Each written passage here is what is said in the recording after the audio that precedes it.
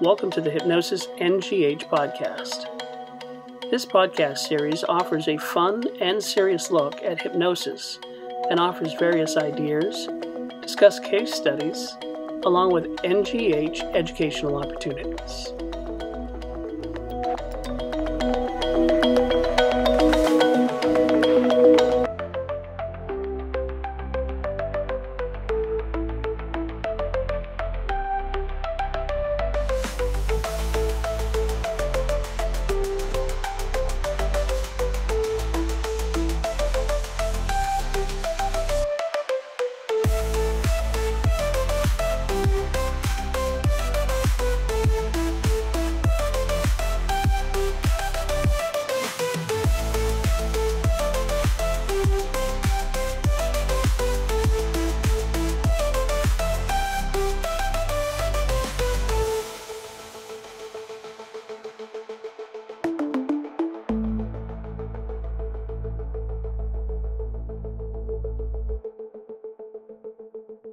Called Meet the Presenters.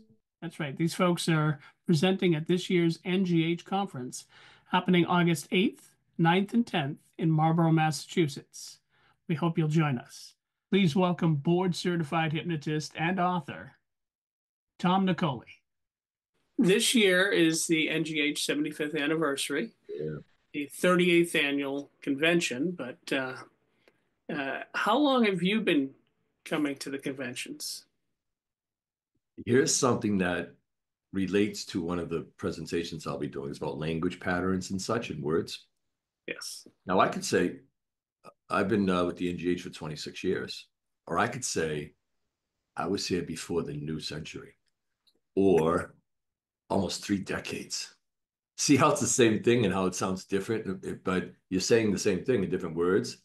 So all hypnotists should be word masters, wordsmiths. And it is appalling when I hear some hypnotists use speech that I'm not even sure that they're aware they're using because they haven't really crafted it yet and really worked on it.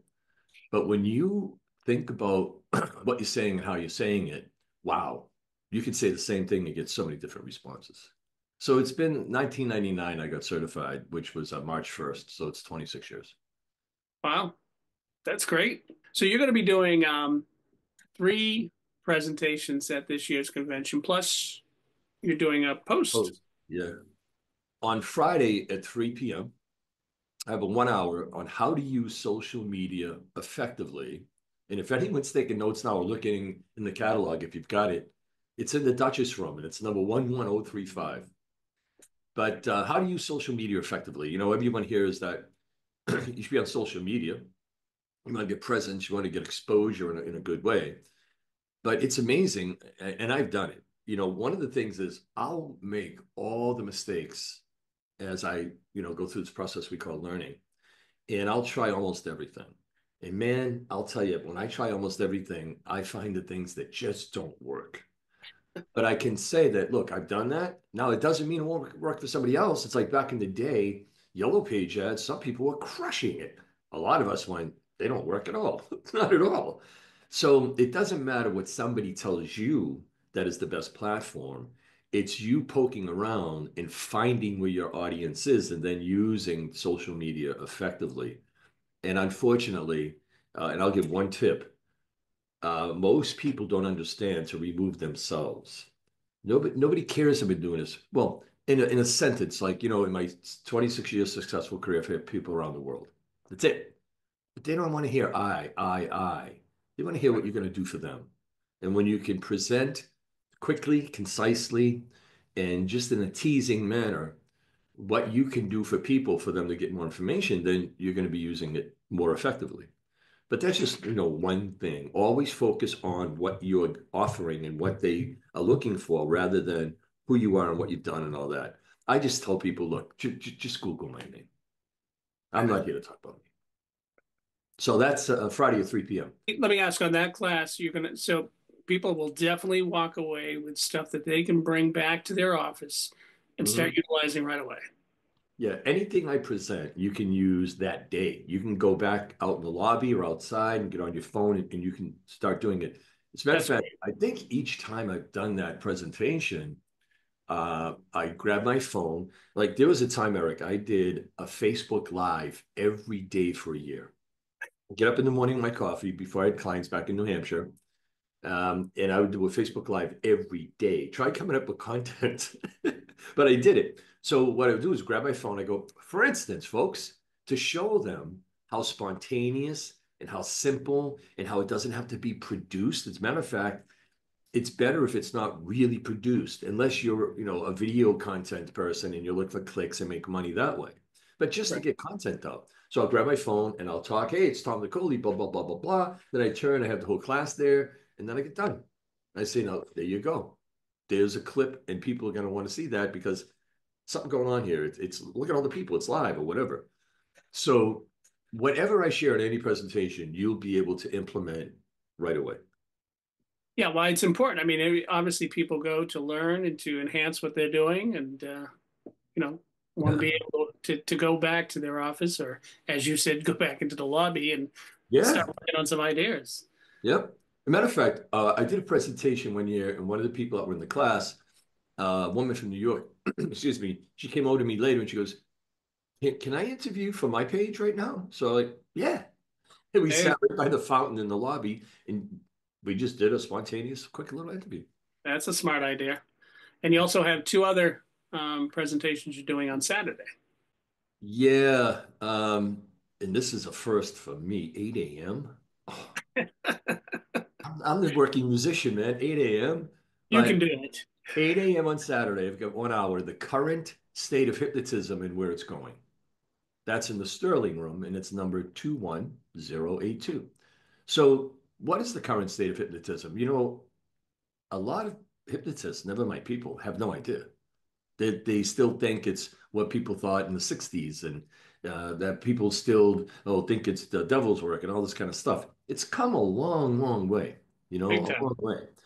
And just like this guy, Tom Nicoli, who started something 20 years ago, World Hypnotism Day, if we all just contribute something, then we can assist the profession to have the proper light shined on it, the proper understanding of it.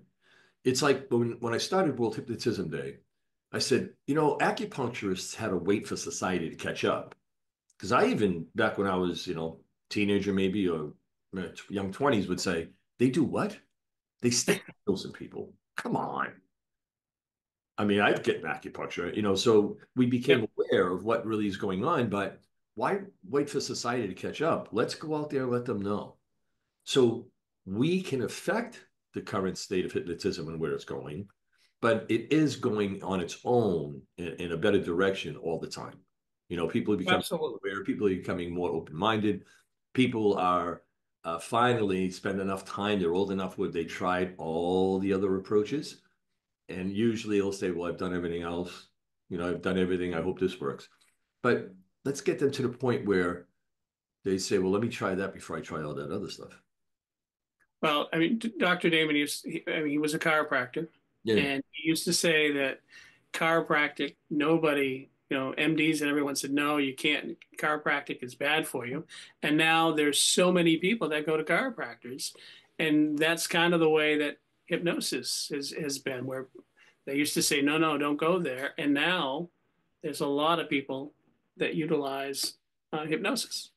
And what's your second presentation on Saturday? Oh, and then on Saturday, number 22114, and this one is fun, fun, fun. I mean, we have fun in all of them, but this is so cool because this is where the meat of it comes.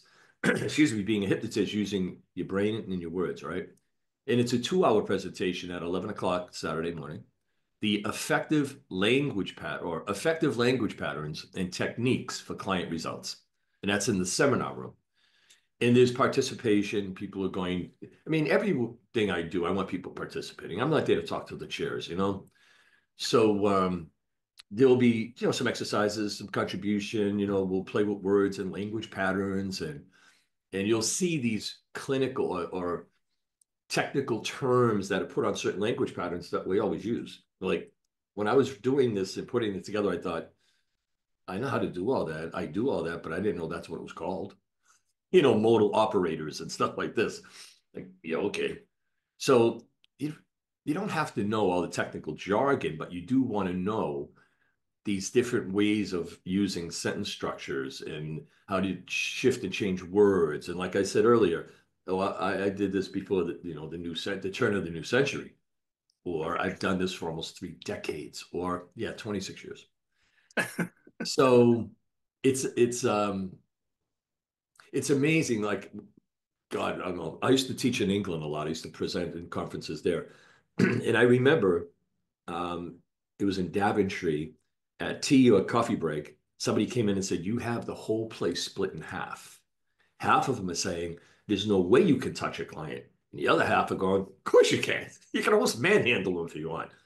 But I remember hanging out in England with a guy from Kuwait. He said, I have to be 10 feet away from my clients and I can't say words like chest or legs or so you want to not have to rely on any physical part of this process, like arm drops, shoulder presses, or whatever. And especially me, I mean, my work's all virtual.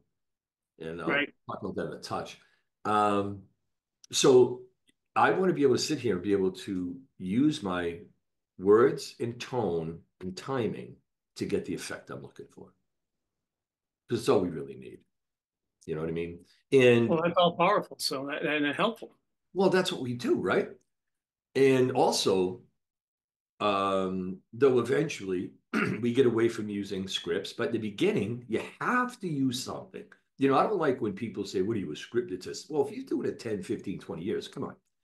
But in the beginning, you have to. But if you don't know good language patterns, you don't know if that's a good script or not, True. That right? makes Maybe sense. it's Yep. full of negative language and it's not going to help you really.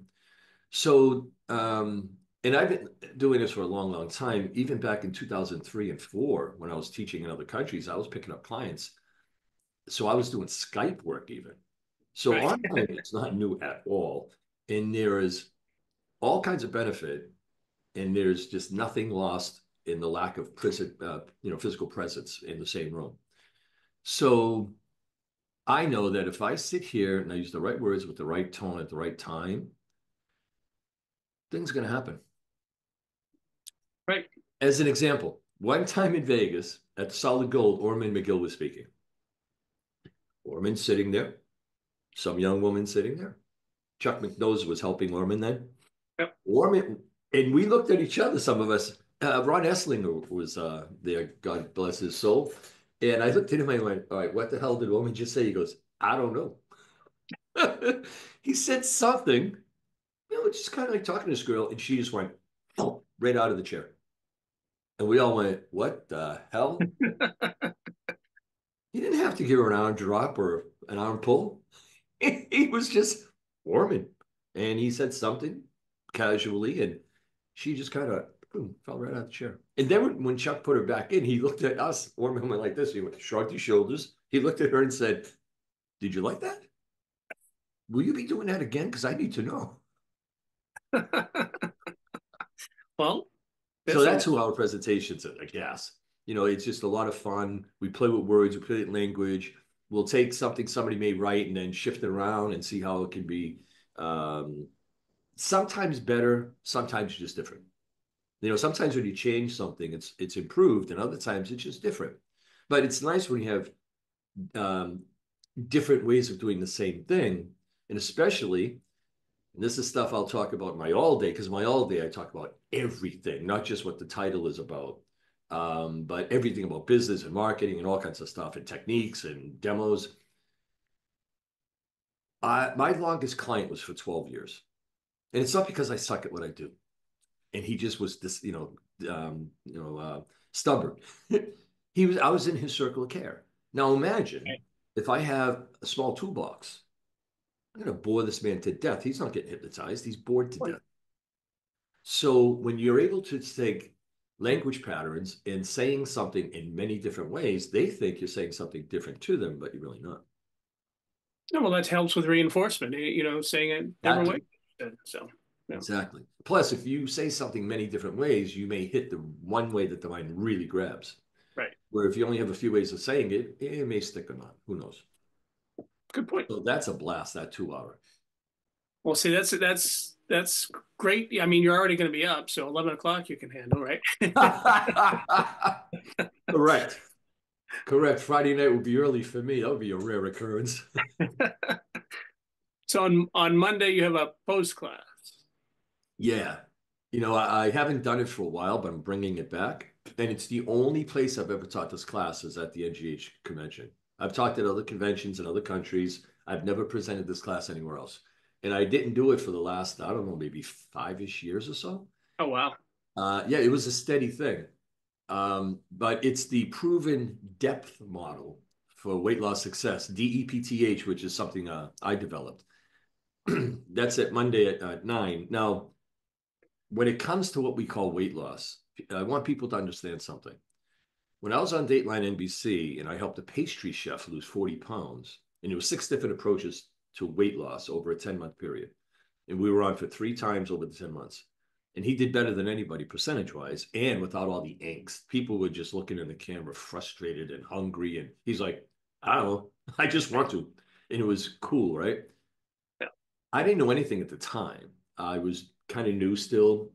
I didn't know anything about business or structure or anything. I just knew if you worked, you got paid, right?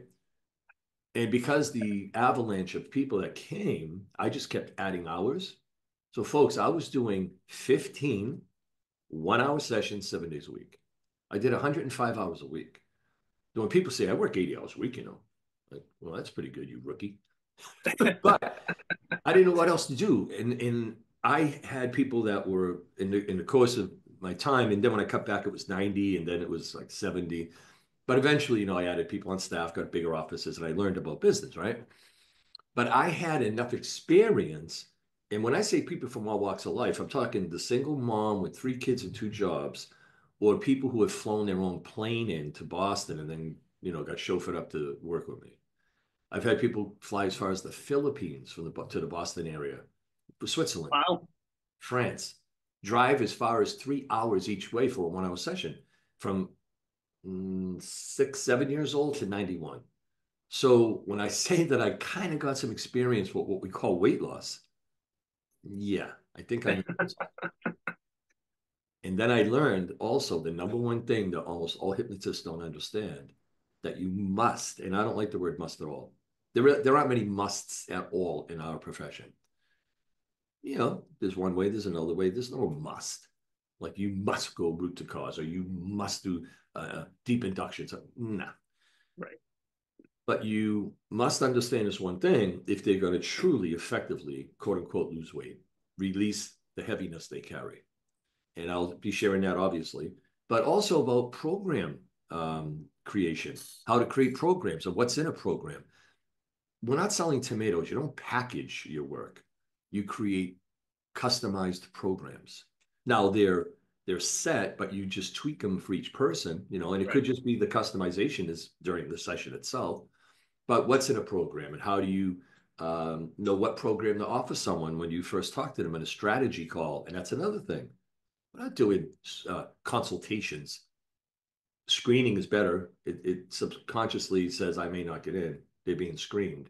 But a strategy call is the best because now on a strategy call, it's like going through the food court at the mall, Eric, and you get a piece of food on a toothpick and they're handing it out and you go, here, sample. You're like, I want more of that. So on a strategy call, you do a little something, almost like in your pre-talk, right? You do a little something where they go, ooh, wow, that was weird how you did that. And no, I don't really even want to eat that right now, just the way you talked about it. So you give them a little sample, and that leads them more into saying, yeah, I got to do this. I want this program. There's a whole lot. And then there's going to be, interaction. I'll be doing demos. People will be practicing what we teach. There are a lot of techniques I'll be sharing. So it's not just, oh, and by the way, it doesn't matter when anyone comes to you and says, here's my issue. Because I'll see people type in forums and such. Does anyone have a script for? You don't need a script for that thing. They tell you what that thing is. You can talk about it a little bit, but nobody is there because of what they're doing. No one's there because of what they're doing. Everyone knows what they're doing. what they want to do, what they should be doing, but why? And people say, but I don't know why. That's why everybody's sitting across from you. So you got to get to the why, not the what. And Oh, when exactly. you're talking about the what and the what and the what, they're like, yeah, I already know what to do, but I don't know why I'm not doing it or why I keep doing this. So yeah, we get pretty deep. And like I said, that class should cost a lot of money because there's marketing, there's techniques, there's the experience of doing it, having some hands-on practice, and then feeling confident when you leave to be able to do this when you get back. Not, oh, I wrote all my notes. I hope this works. I never tried it. No, we're going to do this, man. It's kind of like me as a musician. If you're rehearsing, that's who you reach. Fall right in your face. You're in a rehearsal room. But on Right. stage, don't reach too far. You may blow the song. So this is where we fall on our face. This is where we make the mistakes. This is where we want to. So we go, oh, cool. Okay, now I get it. Yeah, there's going to be a whole lot of information in that day, man. A whole Now lot. the post course is a full day course. So just so Yeah, everyone knows, yeah, yeah. when you register for the 3 day convention, all of the seminars and workshops are part of that registration Mhm. price, and you can get into any of the presentations that you want to see. But either the pre or the post, in your case, the post class that you're doing right after the convention Yeah, is separate of the convention, and it's it's dedicated to that topic that you're doing, and it's the whole day. So there's a lot of information they can gain from going to that course. oh, absolutely, man. Um, I've had, the 2 hour one, I've had people take 3 times. They show up 3 years in a row. Like, what are you doing here? This is really good. I want to come back. But the one day I've had people do a couple of times even because there's just so much. But the depth model that I created, D.E.P.T.H, was very, very, very intuitively downloaded. I basically asked, and I'll give you a short little bit because we don't have much time, but Dr. Damon had asked me when I blew up on Dateline and the Guild got this crazy amount of phone calls and wondered who the hell is this guy they're talking about, and found out that I was actually a member because I was new in my career and I wasn't going to the convention. I was doing 105 hours a week, so Right. I didn't go anywhere and do anything. And then when I did go, I know what I do, but what do I do? Like, what the hell am I going to tell all these people?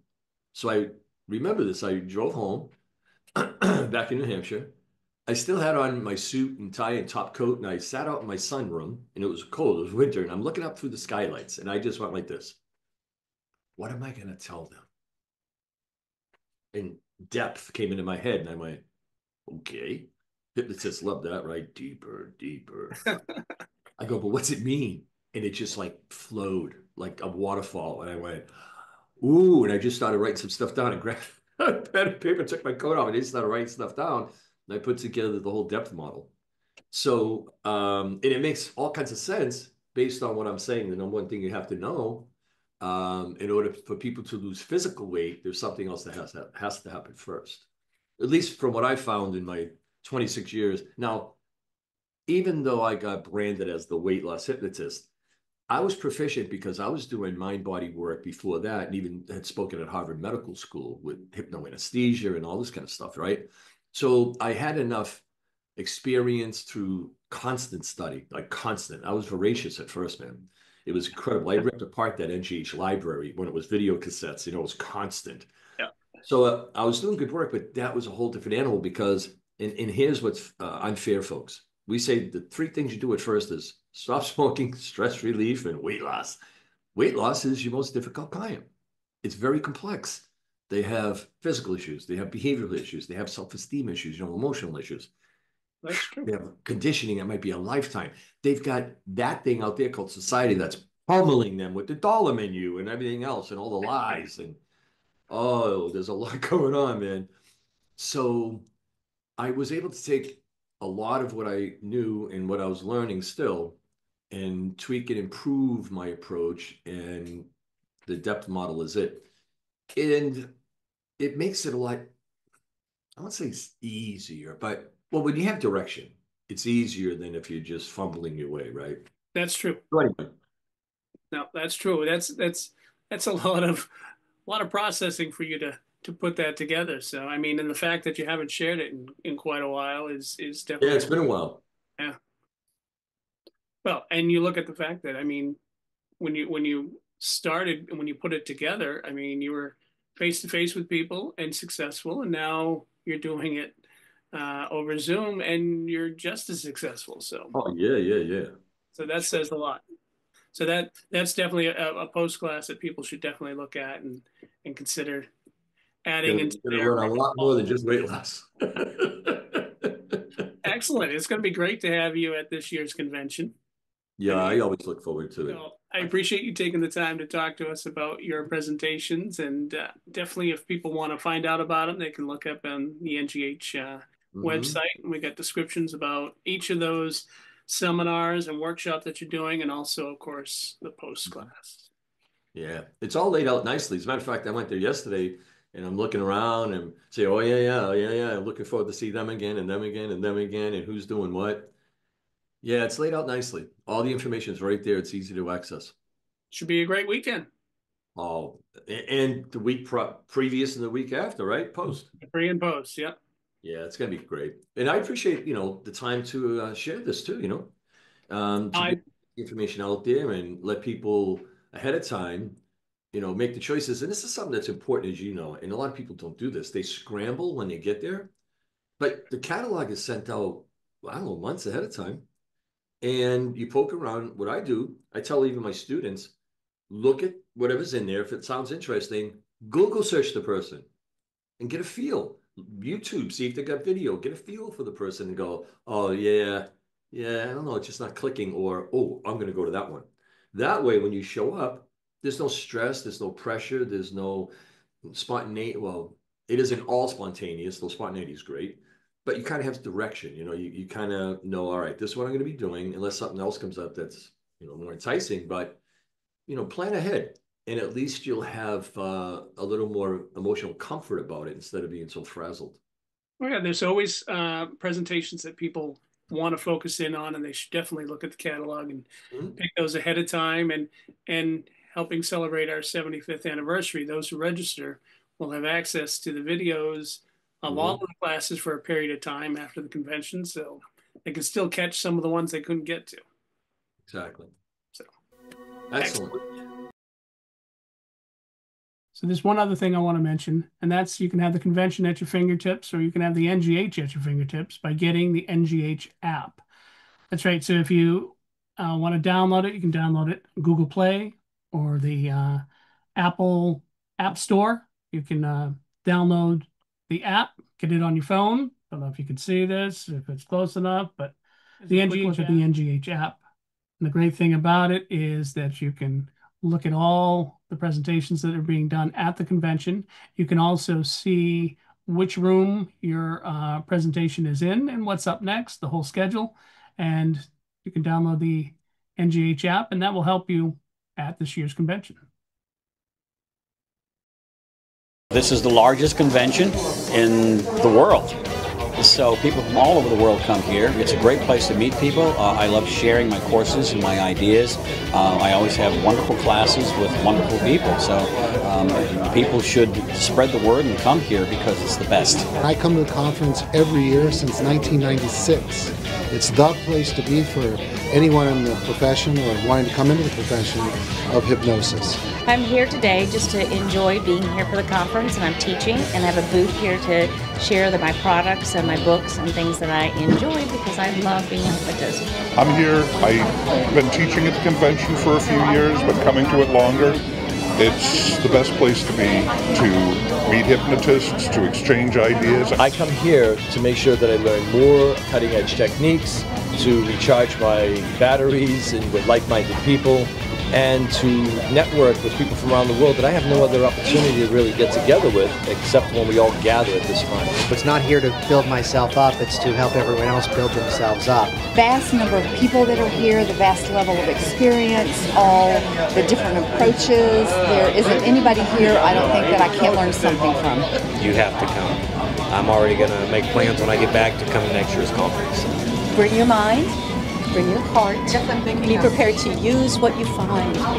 I would say you definitely gotta go because it is the biggest, the best. I always learn probably way too much, but it keeps me going. I swear I learn so much that it kind of keeps me going for like the next 6 months. Oh, definitely come. This is the place to be in August, and if you're really serious about your work and you really love your work, which most of the people here do, you need to have that interaction with other hypnotists, and there are so many new things and new techniques and new ideas coming out for Hypnosis Hypnosis. NGH podcast. You're welcome to share your ideas for future podcasts by emailing us, nghpodcast@ngh.net.